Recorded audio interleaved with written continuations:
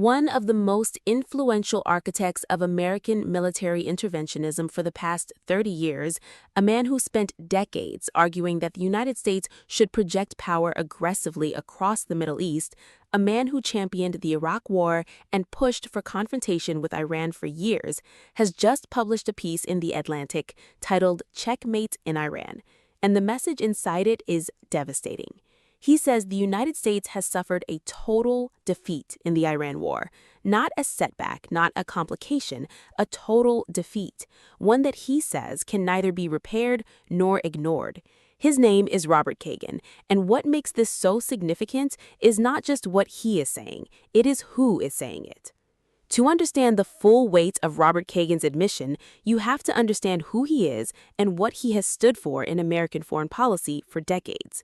Robert Kagan is a senior fellow at the Brookings Institution, one of Washington's most prestigious foreign policy research organizations. He is a contributing writer for The Atlantic, but more importantly, he is a co-founder of the Project for the New American Century, the neoconservative think tank that in the late 1990s and early 2000s was the intellectual engine behind the doctrine of American military dominance across the globe. That organization's ideas shaped the foreign policy of the George W. Bush administration. Its alumni and advocates pushed for the invasion of Iraq, argued for the permanent projection of American military force throughout the Middle East, and maintained throughout the 2000s and 2010s that American military power was the indispensable backbone of global stability. Kagan was one of its most prominent voices. He has never been shy about his belief that America should use force to advance its interests and values around the world. He is, in the plainest possible terms, the definition of a hawk and a cheerleader for American military intervention in the Middle East. And now he is saying the United States has lost. Operation Epic Fury began on February 28, 2026, when the United States and Israel launched nearly 900 strikes in 12 hours, targeting Iranian missiles, air defenses, military infrastructure, and leadership. The opening salvo killed Supreme Leader Ali Khamenei and dozens of other Iranian officials.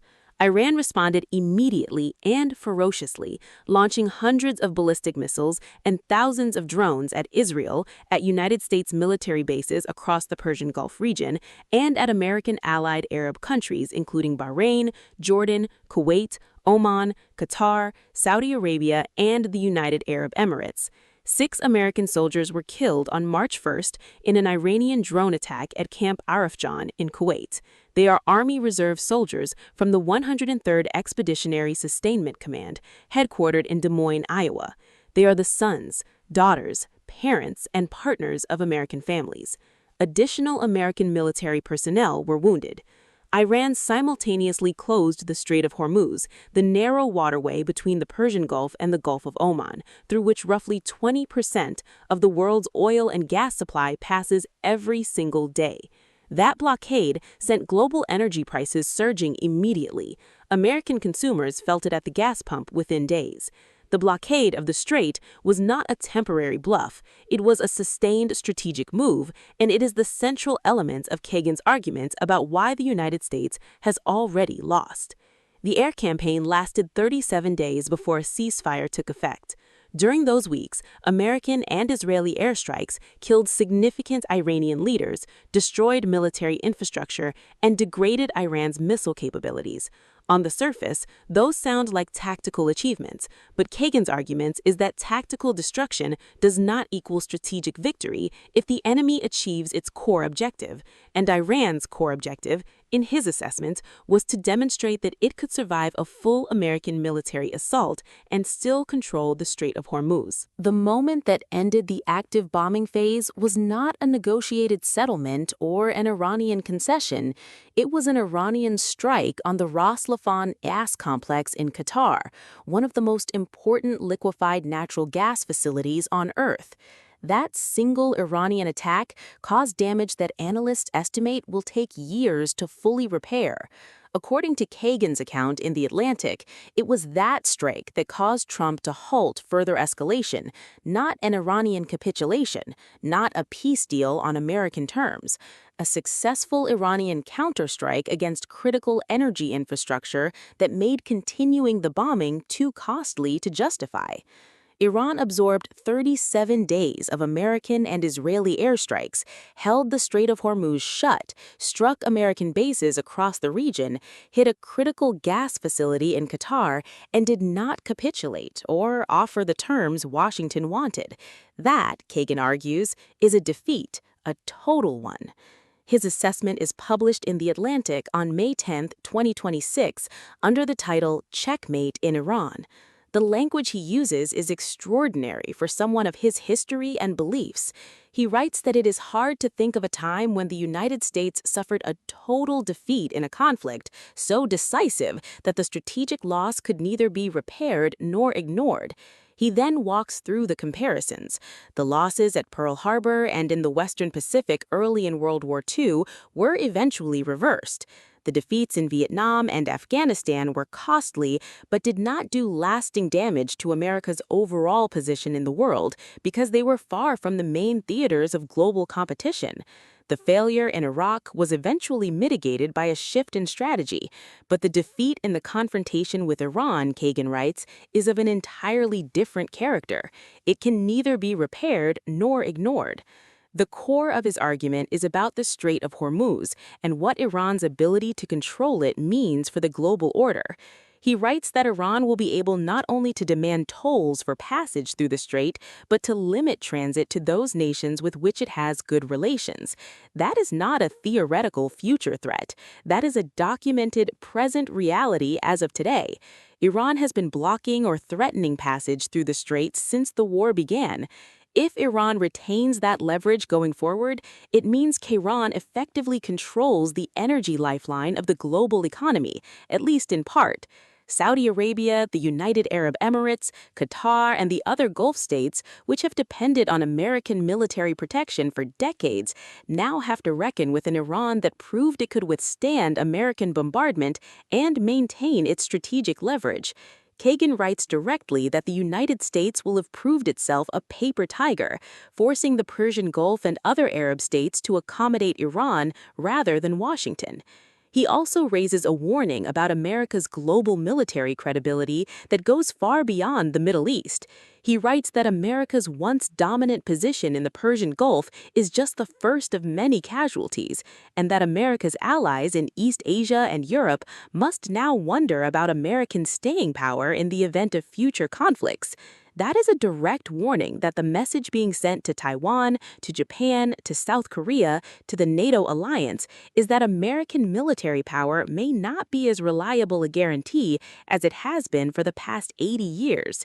When China watches the United States absorb the humiliation of failing to force open the Strait of Hormuz, when it watches American weapons stockpiles depleted to what Kagan describes as perilously low levels after just a few weeks of war with a second-rank power, it calculates the risk of moving against Taiwan differently than it did before February 28th. Kagan also describes the conditions Iran is demanding to end the conflict. According to his analysis, Iran has no interest in returning to the pre-war status quo. Tehran wants to emerge from this conflict as the dominant regional power, with the Persian Gulf states having no choice but to accommodate its interests. The most recent ceasefire negotiations illustrated exactly this dynamic. Iran presented a 10-point proposal that Trump initially described on Truth Social as a workable basis for negotiation, only for his own press secretary to call it fundamentally unserious the very next day. Trump then publicly called Tehran's latest proposal totally unacceptable. As of May 12, 2026, the ceasefire remains fragile and contested, with no clear path to a resolution that gives the United States what it said it went to war to achieve. The reaction to Kagan's piece has been swift and significant. The Young Turks described it as one of the clearest admissions from an establishment figure that the war the neoconservative movement championed has failed on its own stated terms. Critics on the left pointed out sharply that analysts outside the mainstream foreign policy establishment had warned before a single bomb dropped that this exact outcome was likely. They had argued that Iran had sufficient institutional resilience to survive a military assault, that the Strait of Hormuz represented an asymmetric lever Tehran would use without hesitation, and that the costs of a sustained conflict would fall hardest on Western economies dependent on Gulf energy flows. Those warnings, issued publicly before February 28th, were dismissed by many in the foreign policy establishment as defeatist or naive. They have not aged poorly. Beyond Kagan, other figures who initially supported the war or stood by while it was launched have begun publicly revising their assessments. Masih Alinejad, one of the most prominent Iranian-American voices who had long advocated for harsh pressure against the Islamic Republic, issued a public reversal in which she warned Trump not to target civilian infrastructure in Iran after reports of attacks on power plants and water systems. She had previously urged the United States to finish the job. After watching the conflict play out, she said that attacking Iran's power plants does not weaken the regime, it punishes the Iranian people. Critics on social media were not gentle. One response read simply, "You basically begged for this war on us." There is another dimension to this story that cannot be separated from the debate about who won and who lost. 6 American soldiers are dead. Dozens more were wounded. Their families are in mourning. American military resources have been depleted at a rate that Pentagon planners describe as alarming. Global oil prices are elevated.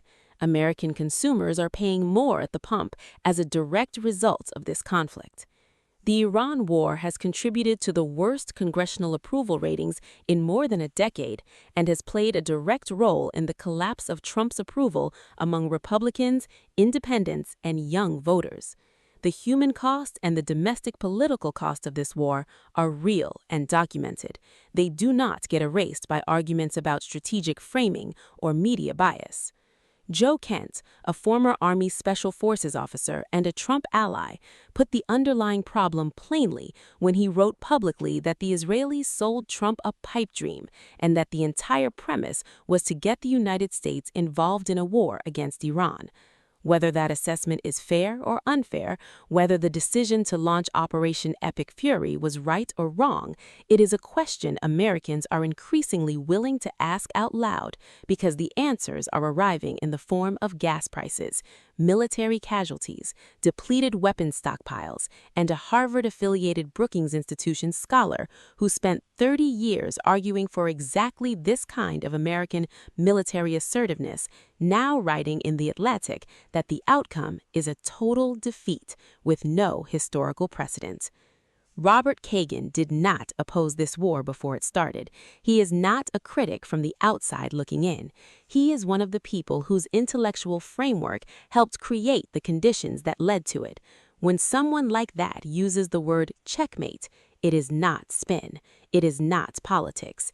It is a reckoning, and it is one that every American deserves to hear, understand, and take seriously.